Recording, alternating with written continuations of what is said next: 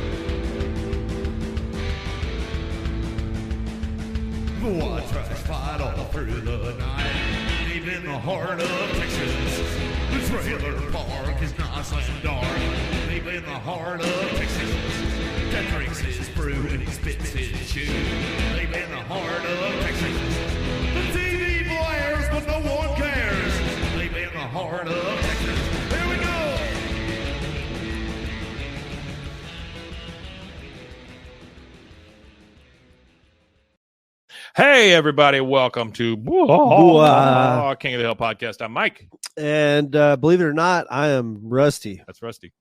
Oh, and Artie got in some notes real sneakily. Oh, there. Man. Look at Artie. It ain't a lot, but it's something. Appreciate it, Artie. Welcome, everybody. Welcome.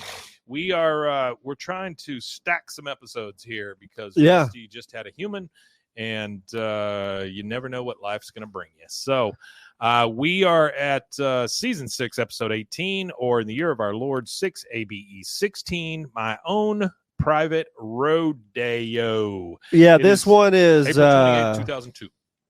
This one is one of those episodes where when people say, oh, King of the Hill is super conservative, King of the Hill is this, King of the Hill is that. This is one of those episodes that contradicts that. Also in chat here, we've got Zachary Quecho.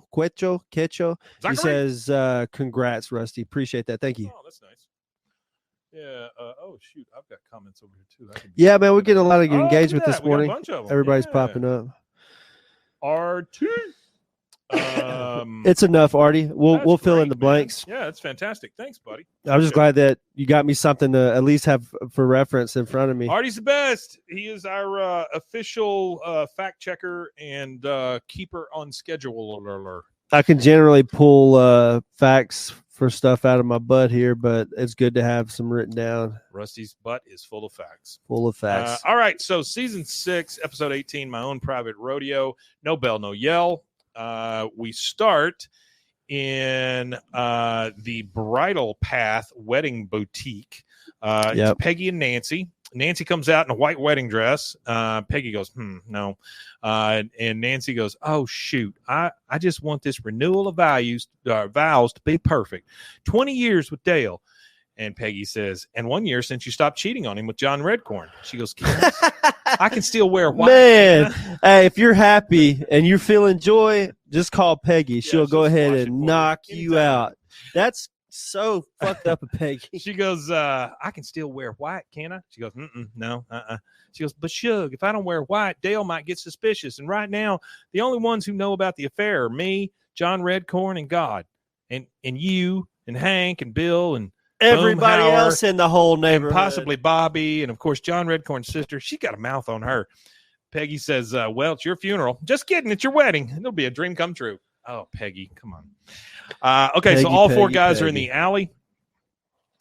Nancy comes walking up, and Dale's, hey, Bunnykins, how's my fiance? Nancy walks up. She goes, I'm just running over our guest list to Peggy. She's my remaid of honor, and she's been dying to use her calligraphy kit. She looks at the list, and or he looks at the list, and he goes, odd, vexing. My father's name is on the list. Make sure his full name reads Bug Gribble, womanizing jerk who is not invited to my re-wedding because I hate him. She goes, well, come on, Shug. Sometimes good people do bad things for them years and years. Can't you forgive? He goes, zip, zip, zip, zip. He goes, need I remind you of what my father did on our wedding day? Need I? And then we go into a flashback. We got some rock music playing. Dale's in a white tux. He's pouring Alamo into one of those like champagne towers where they line up the glasses and stuff, but it's Alamo beer flowing through there.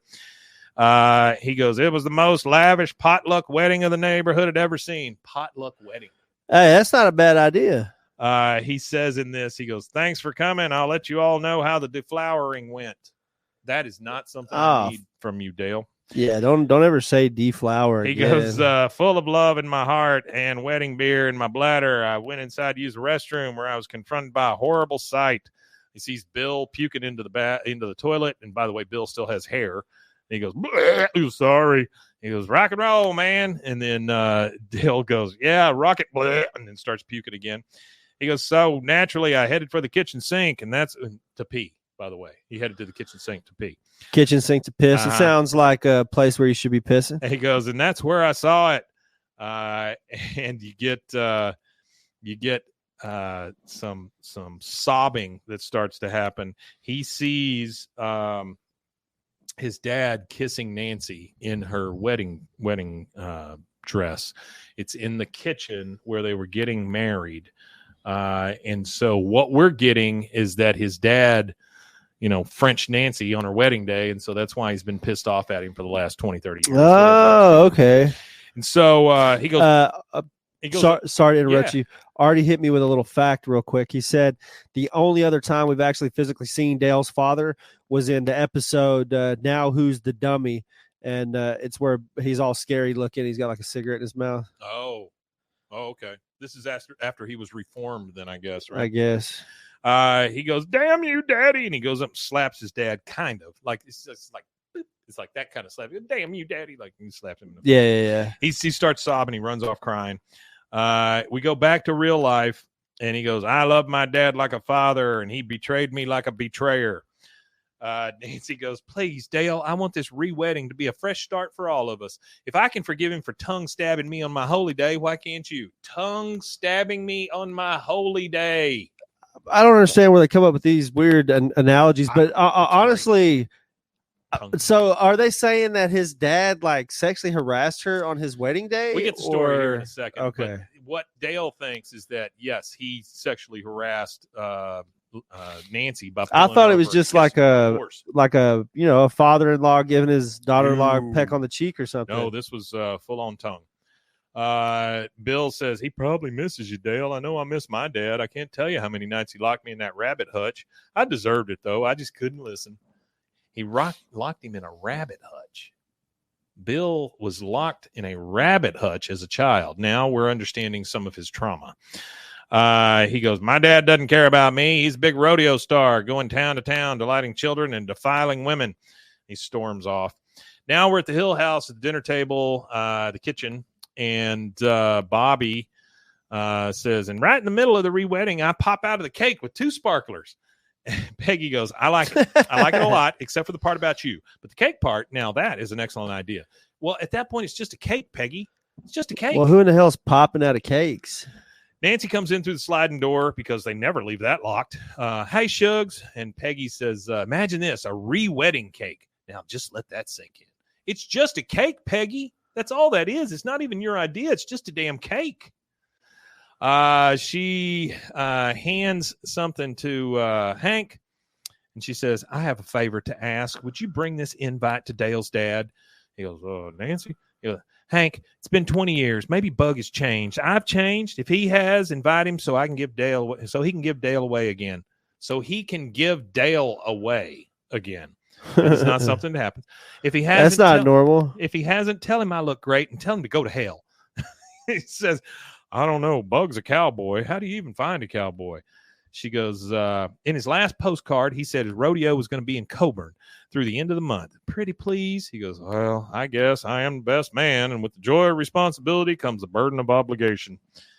So now we're at the Coburn Fairgrounds, and this is the LGRA Rodeo. It says LGRA Rodeo today. Now, in this, it is the Lone Star Gay Rodeo Association. But I looked it up, and there is an IRGA, which is the International Gay Rodeo Association. Yep. Then there is an LGRA, but it is the Liberty Gay Rodeo Association. Yeah. So those are real things. Hank is walking around with Bill and Boomhauer, and they're just kind of looking around. And by the way, it's all stereotypical gay guys, like, you know, the mustaches and chaps and the whole thing. Very few people have shirts on and all this stuff. So if you wanted to say that this was like a jab at gay culture or whatever, I guess you could. But when we get through this story, you realize nobody here has any animosity towards anybody in this story. No, not at all. As far as being gay, it's more about the fact that you kissed my wife on our wedding day. That's all it's really about. All it was, you know, wasn't about nothing else but yeah, that. it's about absolutely nothing else. So they're walking around. Another great rodeo movie, though. 8 seconds. Dallas Buyers Club. I'm just kidding. That's not a good rodeo movie. They're all walking around. He goes, I wonder why so many cowboys have mustaches. Bill points to a couple of guys in cutoffs, and he goes, oh, my God, look, the beer tent. And so he looks right past the guys, right, and he just sees the beer tent. Yeah. You hear YMCA by the Village People playing on the sound system. Some folks are dancing. And Hank goes, I kind of like this song. You know, the YMCA has terrific facilities. I got to ask you that.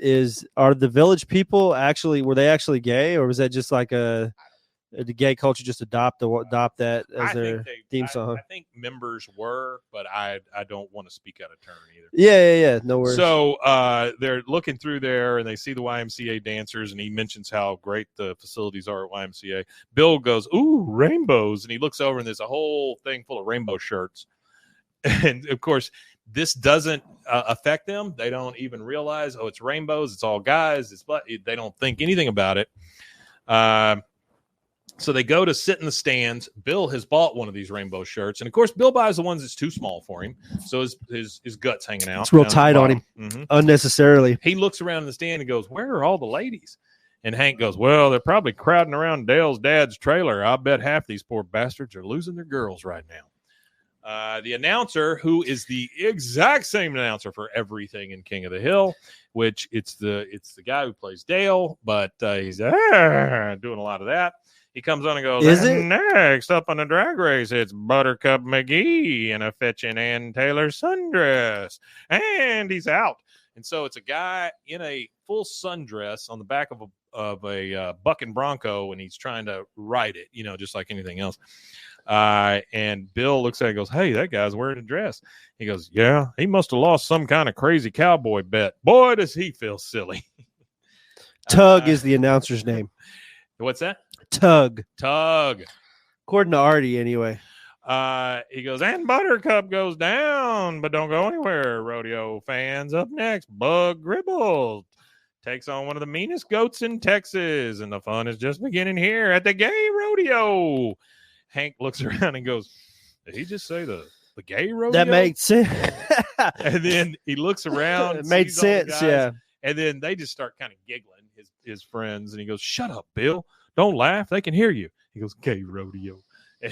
And then Boomhauer's like, yeah, gang, yo, Blazing Saddles, man. He goes, come on, Blazing guys. Saddles, that's funny. He goes, come on, guys, keep it together. You're acting like a bunch of 12-year-olds. This is a real sporting event. I saw it on ESPN3. Oh, that's where they parked poor Fran Tarkenton. Bill says, I don't get it. Why would Bug be in a gay rodeo? He goes, well, the guy's 60. Maybe he couldn't make it on the regular circuit. It's like those guys who have to play European basketball or Canadian football. And then the announcer comes back on. And now, please direct your eyes to the main area of the event for the day. Bug Gribble and Madeline the goat. The goat runs out. Bug is in fur chaps He comes out with his guns, shoots up in the sky. He puts the guns in, and then he starts chasing the goat. By the way, RuPaul's Cover Girl is playing this entire time. Yeah. And he is. We go to Bill, and he goes, "What the hell is he doing? Is Bug doing to that goat?" Hank says, "Is he trying to put ladies' undergarments on that animal?" And then buzzer sounds, and it shows the time, which is 10.026 seconds. And there are panties on that goat now. And Bug looks at the audience and goes, "Thank you, girls. I love you all." And then Hank says, "Oh, my God, Dale's dad is gay." And then you see them all throwing roses at him and stuff. So if you were to stop the show right here, you would be in that argument of, Hank's conservative. He doesn't like this, doesn't like that, whatever. If you don't take the entirety of the show into consideration, you don't know how this thing turns out. No, not at all. So that is the first commercial break. We're at the gay rodeo. All the goats have panties on, and we will be right back.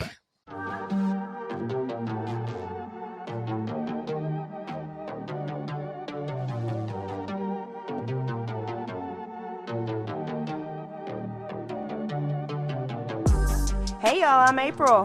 Hi, I'm Caroline. And we have a new podcast for you. What's it called, Caroline? Bloody Happy Hour. It's going to be your new favorite guilty pleasure. We're going to talk about some bloody stuff. Serial killers. True crime. Rapists. Why not join us? We'll have a good time. You literally never know. I don't know what I'm going to say. Bloody Happy Hour. Apple Podcasts, Spotify, or wherever you listen to podcasts. All right, and we are back. We're back. All three guys are walking around the rodeo, and Bill says to Boomhauer, "You want to go get some cotton candy? That'd make me happy." Or should I say gay? And Boomhauer's like, "Oh, good, my man." Hank is like, "All right, they're gay. Ha, ha, ha. Now, here's trailer number 7. We got to go talk to Bug." Bill says, No. You go ahead, Hank. Boomhauer and I are going to go out in the parking lot and make out. We're both men. And Boomhauer's like, "No, Tree, man, you on a roll, man." And they just kind of they walk off just laughing to themselves and giggling like a bunch of 12-year-olds. Hank's like, jerks. He knocks on the door. From the inside, you hear, "No autographs unless I'm signing your chest." And then he opens the door and he goes, "Hello, Mr. Gribble." "Oh, little Hanky Hill. Come on in. Entree-vous. FYI, it's a mess. And by the way, when you look around, it is not a mess. It's like immaculate." He goes, "So what are you doing here today? Are you gay?" It's just like straight up. It's a question. Are you gay? That's rough. He goes, "Wait, what? No, I sell propane." Like those two things can't go together. If you sell propane, you can't be gay. Yeah, you can't be gay if you sell propane. "Oh my Lord, something has happened to Dale, hasn't it? All of the gay propane salesmen right now are pissed." He goes, "He didn't return to send her my last postcard." No, everything's fine. Dale and Nancy are renewing their wedding vows, and she wanted me to invite you as kind of a surprise for Dale. He goes, Oh God, the wedding. That was not this cowpoke's finest hour. He goes, "Yeah, my friends are waiting for me." Like he just wants out of this, Hank. I mean, he's not a guy that sticks around for controversy. He goes, "Honey, wait, I want to tell you what really happened. The unabashed truth. It was 20 years ago. We get a flashback now coming from Bug." Yep. He goes, "I was not being honest with myself, let alone others. And I was explaining this to this most beautiful Filipino caterer. He leaned in close. They were like about to kiss, him and this caterer. And then Dale starts coming through and he hears him say, 'Rock and roll, man,' like he was saying to Bill as Bill was throwing up. And so Dale is coming down the hall. He goes, 'I saw Dale coming. I panicked and I grabbed the nearest thing in a dress.' And he started kissing Nancy. And then Dale comes in, 'Dad.'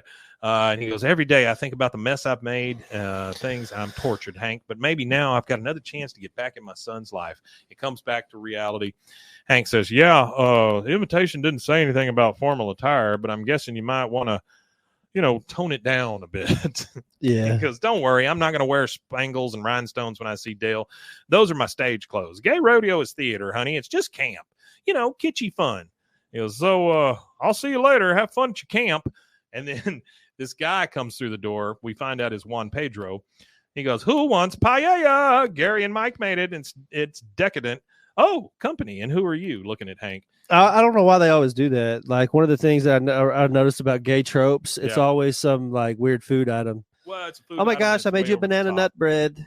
Like why do they have to be? Where are the? I like it whenever they have a gay man portrayed like a man's man, like a firefighter. We never see a lot a of lumberjack you or don't construction see a lot of gay worker. meatloaf, you know. Well, that's one of the Not a lot of things I gay liked meatloaf. about the Unbreakable Kimmy Schmidt, the Titus Andromedon or whatever on there. The character, the gay character on that show, he ends up having that relationship with the gay construction worker. Yeah. And I thought that was really cool because he's like this manly man construction worker. About his, being gay and all the guys. And all yeah. That stuff. So we're hearing from Juan Pedro now. Bug is having to explain to him, Juan Pedro, this is Hank Hill. He's a friend of a friend. He goes, I'm a friend of his son. He goes, you have a son? Bug, how can you have a son? I ask you a question. How can you have a son? He goes, Hank says, well, you see, when a man and a woman care for each other, what happens is he's not going to go he's going to give the birds story. And the bees. Yeah. Yeah. And Bug goes, I was married. He goes, married? You lying snake. And he throws the food at him like it's a full-on argument at this point. Yeah. He goes, no, I was confused, and it was a very painful time for me. And I want to share your pain, but you hide from me. He goes, I'm sorry, Juan Pedro. Please, please, Juan Pedro. And they're both crying and wailing. And Hank looks at it and goes, gentlemen? And he just leaves. He's just like, I'm out. I'm gone. All right, we're at Gribble's house for dinner with Dale and Nancy. Dale says, by the way, Pumpkin, the federal government may use this wedding as an opportunity to make its move on me. So some of the champagne bottles may contain gasoline and rags. Or was it the wine bottles? That's a problem. You hear the doorbell ring. Dale answers the door. He goes, it's his dad. He goes, howdy, Dale, son. He goes, you. I've been waiting 20 years for this moment. Prepare to be destroyed by the deadliest of all martial arts, monkey style. Then he starts rolling around, kicking and screaming and making monkey noises. He goes, pressure point, gouge the eyes, grab the tongue, Achilles tendon. He goes, I deserve that. I deserve that. And any other kind of monkey mischief you can throw at me. He goes, I hate myself for what I did to you. Dale says, I hate you more. Trust me, I'm an expert hater. He goes, I don't blame you. Planting one on Nancy was the worst, most disgusting thing I've ever done. And I'm here to say I want my boy back.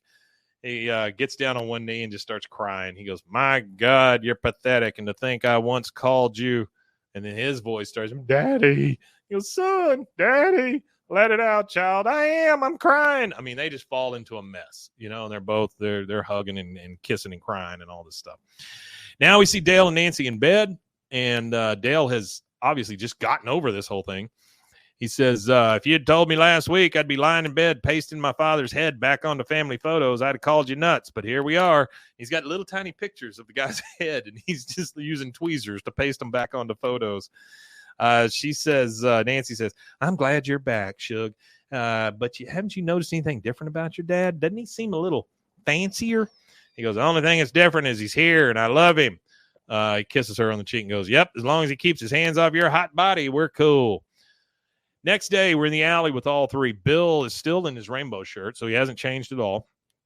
Over the fence, Dale goes, psst, guys, do you want to see the most heartwarming sight you've ever seen? Look at my dad's teaching Joseph an old cowboy trick. And he's over there teaching Joseph how to put panties on a goat. I don't know if that's an old cowboy trick. He goes, remember, that like the I guess that's the putting panties on a goat is like their idea of like doing calf roping. I guess, man. That's funny. Yeah. That's a funny twist. He goes, remember, keep your forearms angled. Don't let the panties slip over your elbows. Joseph, don't worry, Grandpa. That's goats getting pantied. Dale says, yeah, I bet some babe at the rodeo threw those panties at my dad and he kept them as a souvenir. All three of them kind of look at each other. Now we've got all four plus Bug in the alley. And you hear, yep, mm-hmm, yep. And then Bug says, oh, my turn? Yep. Juan Carlos drives up and says, Bug Gribble's taxi service. And he goes, oh, God, I completely forgot. Dale, this is Juan Pedro, my special friend. Yeah. He goes, nice to meet you. Any special friend of my dad's is a special friend of mine. These are my special friends, Hank, Bill, and Boomhauer. And Bill just starts kind of giggling and slapping Boomhauer. Well, hey, man. He goes, son, I'm so sorry. Juan Pedro and I have plans tonight. Says, but Dad, you were supposed to go to gun club to show my buddies your pistol twirling. And then Juan Pedro says, but we were supposed to play Taboo with Gary and Mike tonight. He goes, oh, I'm in quite the pickle.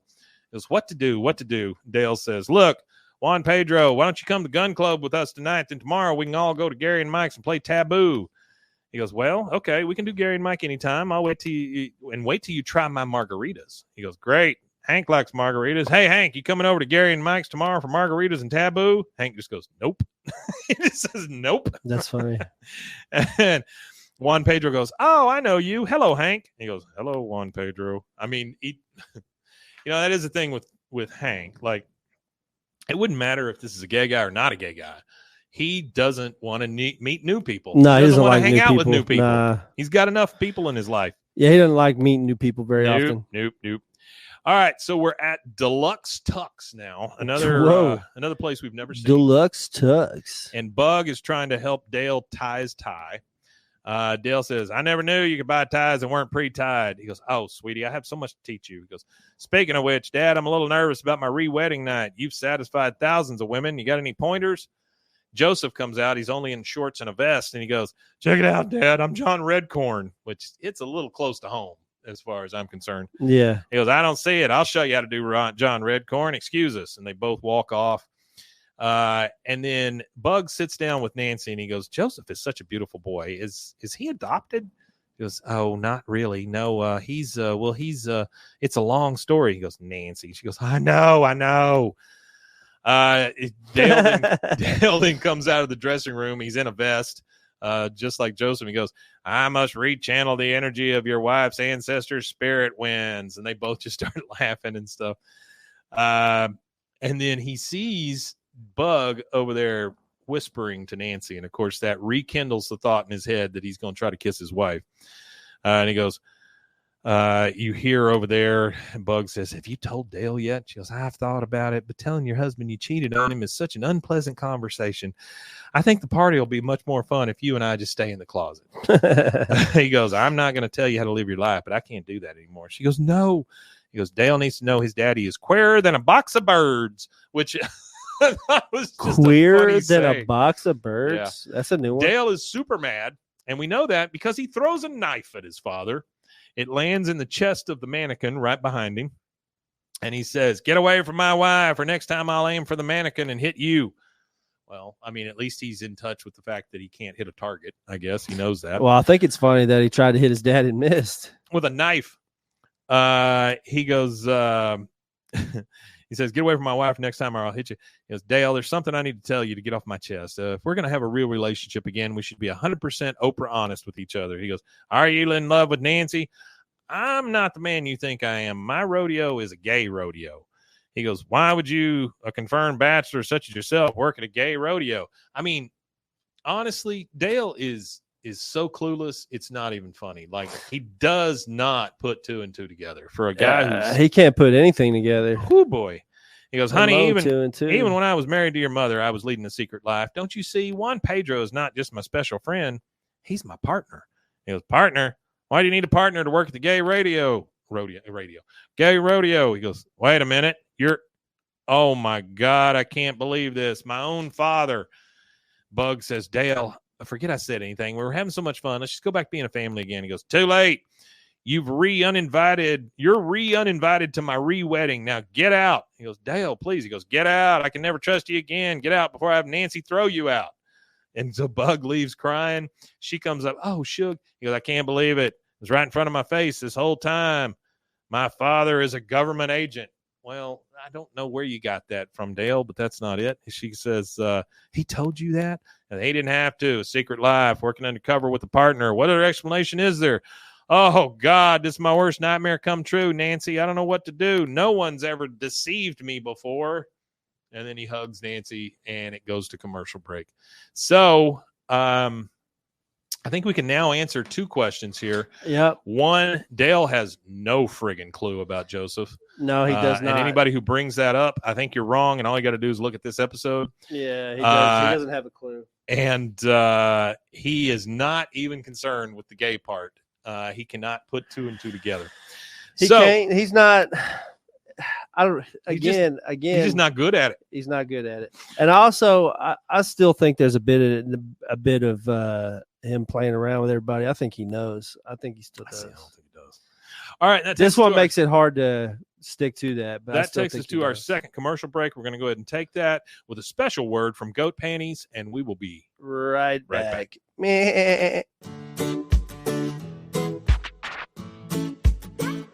Snack Attack is a podcast about the history of your favorite snacks, candies, and treats. Each 5-minute or less episode features the history of a great snack from around the world. We'll also visit what the status of the snack is today and give you a little knowledge to lord over your friend. Snack Attack is available anywhere you get your podcasts or at roguemedianetwork.com. Let's get snacking.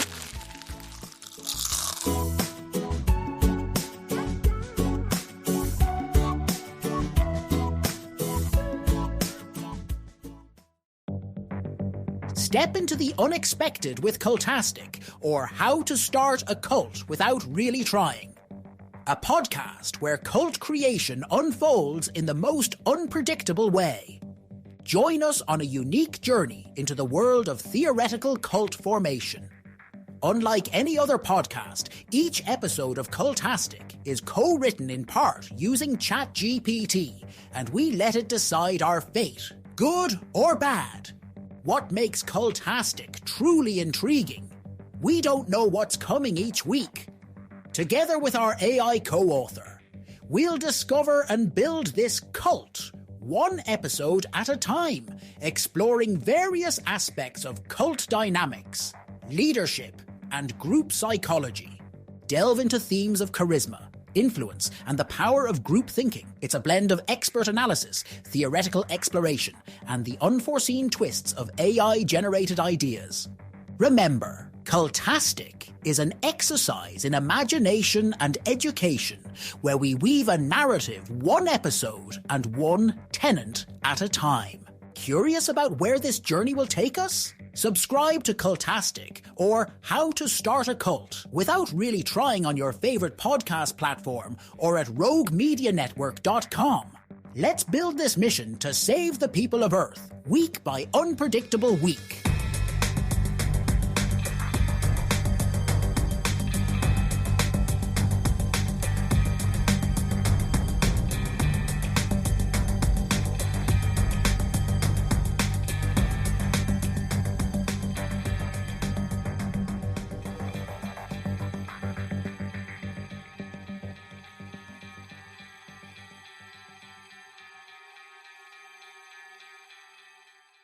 All right, and we are back.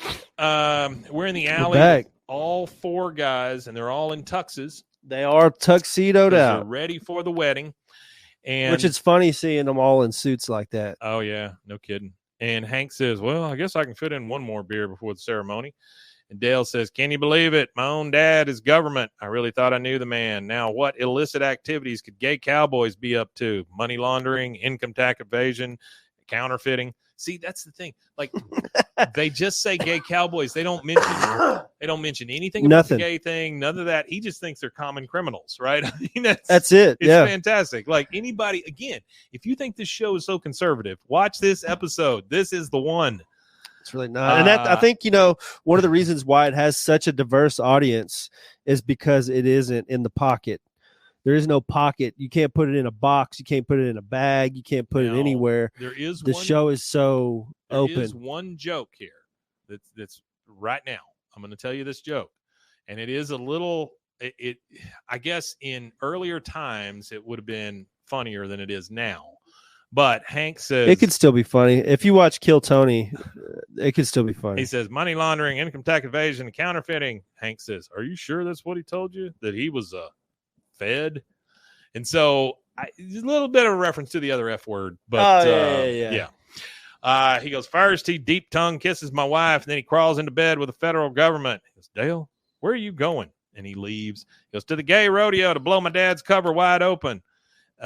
Bill just kind of pats himself and looks down and goes, oh, no, I can't find the ring. Hank says, that was just a piece of tinfoil we gave you to make you feel important. He goes, oh, thank God. And they just gave him a piece of tinfoil and told him it was the ring. Yeah. Okay, so he pulls up in the Bugaboo, the turnstile, as he goes through it, hits him in the butt, and he goes, like monkey style. And then he goes, oh, hey, sorry. He apologizes to the turnstile as he's going through it. This is at the LGRA rodeo grounds. Now we're back at the wedding, and Nancy is talking. She says, this was supposed to be my fresh start, my new beginning. Why is God punishing me? Why, Suge? And Dale says, baby, ain't no question about it. Oh, I'm sorry. Boomhauer is over there. He's talking to this lady and goes, baby, ain't no question about it. And then Peggy looks over at Boomhauer and says, Boomhauer, do something. He goes, He clears his throat. He gets up, and he does magic. He turns a hanky into a dove, which I didn't know Boomhauer could do magic. Which is magic. Funny that he goes and does that. And yeah. And then he goes, yeah, man. Oh, thank you very much, man. That dang old pretty much all I got, man. So at least he got up and was a little bit of a diversion, I guess. We're back at the rodeo. That's all I got, man. We're hearing Turn the Beat Around by Gloria Estefan playing on the sound system. And there's a whole dance tent. Everybody starts dancing. He goes in there to dance. Bug sees him and goes, Dale, what are you doing here? He goes, I'm here to expose you for what you are, an undercover government agent. He goes, government agent? Oh, sweetie, there's been a huge misunderstanding. I'm gay. He goes, if only that were true. Dale, it is true. I'm gay. Nice try, J. Edgar. He goes, Dale, honey. And Dale starts to walk off and goes into the middle of the rodeo arena. And as he's going, he hollers after him and says, denial ain't just a club outside McManerberry. He goes into the middle of the rodeo floor where the sand is or where the dirt is or whatever. He goes, attention, gay guys. Gay guys. Bug Gribble is an agent of the FBI. He's here to monitor and surveil your every move. If you have something to hide, I suggest you hide it. He goes, listen up, homosexuals and so-called bisexuals. You are being, and then he gets roped by Bug. He hog ties him. The crowd applauds, and he goes, panties. He put the panties on him as he's hog tying. Yeah. He goes, force a habit. Now zip it, mister. You're embarrassing me in front of the whole community. And then you had Juan Carlos say, oh, my God, is what I'm hearing to be the honest to God truth? Are you a police? He says, are you a police? Are you a police? He goes, Juan Pedro, he doesn't know what he's talking about. He goes, how can I believe you? Until a few days ago, I did not even know you had a son. He might have more. He has a bottomless appetite for women. So Dale still does not get it. His dad has told him specifically like 3 times now, and he's told him right out, and he's still not. It's still not like registering to him. Still doesn't get it. He goes, he thinks you love women. I thought you told him about us. Are you ashamed of me? He goes, I did tell him, baby. Please, you'll always be my caballero. He goes, I'm drowning in your lies. And he goes, then swim to me, Juan Pedro. Don't give up on us. The life we built together. I love you. You know that, don't you? He goes, yes. And I love you, Bugalug. And then in the aviators that Bill wears, or that Dale wears, yeah, you see the reflection of those two going to kiss. But then you also realize that this was made, when was this, 2002? Yeah. So this is made 20-something years ago. So you can't really show the kiss on TV. Instead, you show the two faces going together, and then in the part of the middle part of the glasses where the nose goes, that's where their faces meet. And so you don't actually see the kiss. And so I'm sure that Fox was like, yeah, you're not showing two guys kissing on TV. Maybe not. Yeah. I wonder what the first same-sex couple kiss was on TV. Oh. I know the first interracial kiss was William Shatner, and I can't remember the actress's name. Yeah, that was the first interracial Star Trek. Yeah, Star Trek was actually very, very progressive in a lot of the tropes and social. I don't things they talked about. I don't like Star Trek, but it's not because of the progressiveness. It's because I didn't like being preached to through a science fiction show I'm watching on TV. That always caught me weird. It had a ton of social commentary. So we're back at the wedding. Can't Fight the Feeling by REO Speedwagon is playing. You see Bill, he just exclaims rock and roll and then starts throwing up again. Yeah. Nancy, here's to new beginnings. And Dale, and the happy endings. Boy, your can looks so freaking hot in that dress for the next 20 years. I'm going to call you Cancy. She goes, oh, Shug. And they just start dancing. She goes, so are you really okay with your dad being gay? He goes, why would I have a problem with it? John Redcorn's gay, and I've been friends with him for years. That's it. See all the credits. So again, you got a question about Dale wondering about this. He's clueless. I'm telling you. He's absolutely We get the credits, clueless. and then after the credits, we hear Monkey Style. And that is it. That is season 6, episode 18, 6ABE 16, my own private rodeo from April 28th, 2002. Turn around. It was a great movie. It was a great episode. I really enjoyed it. That was a good one. It was very funny. Okay, so this is a Monday episode. So you're hearing this, watching this, whatever, on Monday. Remember, we put out video on Mondays, and Friday is audio. We have also been adding some weird AI-based stuff that sounds kind of like Carl Moss, or sounds like Bobby, or sounds like whatever. Jimmy Witchard has his own podcast from the racetrack where the cars race. And we're wanting to replace all those AI voices with your voice. Yeah, real voices. So we'd love to have real voices. We'd love for y'all to email in your voice clips for King of the Hill voice actors, characters. Remember, it's not a paid gig. It's just a fun activity to involve yourself into our podcast and have fun with us. But yeah, so email those in at bwaaakoth@gmail.com. And what we'll do is we'll probably have an episode where we discuss some of y'all's voices, and we'll probably play y'all's voice clips. So just know that any voice clip you send in has the potential to be played out loud. Yeah. So just know that when you send it in. And guys, I want to thank you for always being there. You guys are fantastic. You sit here in the chat. You watch us for, what are we at, 2 hours and 18 minutes now? Ish. Yeah, we've been going you guys a while. Just kind of hung out with us on a Saturday as we try to knock out some episodes. But I want you guys to understand how much we appreciate you. We do have a bit of a live show coming up on the 19th. So we'll see if that still works out. The original idea was to have Bros, Foes, and Heroes, Life is a Song, and King of the Hill, or Bois, as one show. We'll see how that goes. I don't know where Rusty's at with the baby and all that kind of stuff. I'm good. I'm good to go. We're going to try to do it.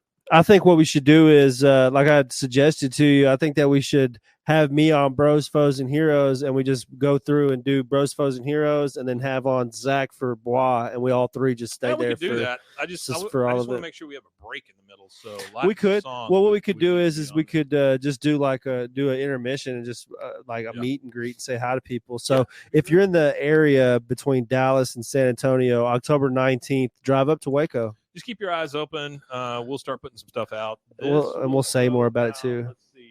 Today. This might be after the 19th, right? So this will be the 14th when this goes out. So it'll be at the end of this week. Guys, thank you again for being here. We appreciate all of you. And one thing left to say. We matan ye. We matan ye indeed. Bye.